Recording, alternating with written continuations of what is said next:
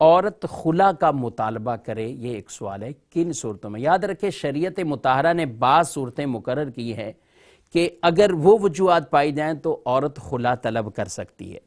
بلا اجازت شرعی خلا طلب کرنا یا طلاق کا مطالبہ کرنا یہ جائز نہیں ہے عورت کے لیے کہ وہ کسی سے طلاق کا مطالبہ بغیر کسی وجہ، بغیر کسی سبب کے کرے۔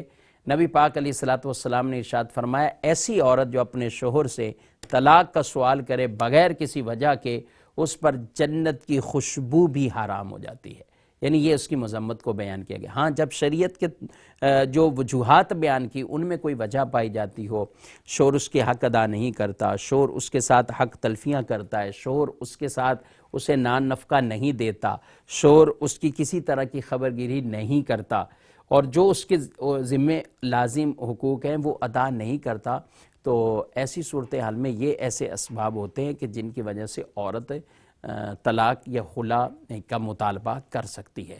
اور مرد کو بھی چاہیے کہ شریعت کے جو حدود ہیں اس میں رہتا ہوا جو بیوی کے حقوق ہیں وہ اس کے حقوق پورے کرے۔ عام طور پہ یہ حقوق کے معاملات نہیں ہوتے، بعض کا چھوٹے چھوٹے کوئی ادھر ادھر کی باتیں ہوتی ہیں اور اس پر ایک دوسرے کو یا شوہر طلاق دے دیتا ہے یا بیوی خلا یا طلاق کا مطالبہ کرتی ہے، تو یہ بہرحال مناسب نہیں ہے۔ اس کے لیے بہتر یہی ہے کہ بیچ میں علماء کو ڈالا جائے، یعنی علماء کی خدمت میں حاضر ہوں۔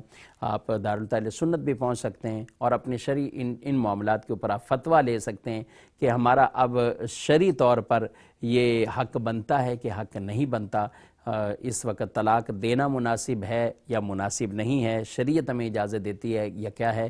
تو اس کے لیے ہمیں علماء سے رابطہ ضرور جو ہے وہ کرنا چاہیے۔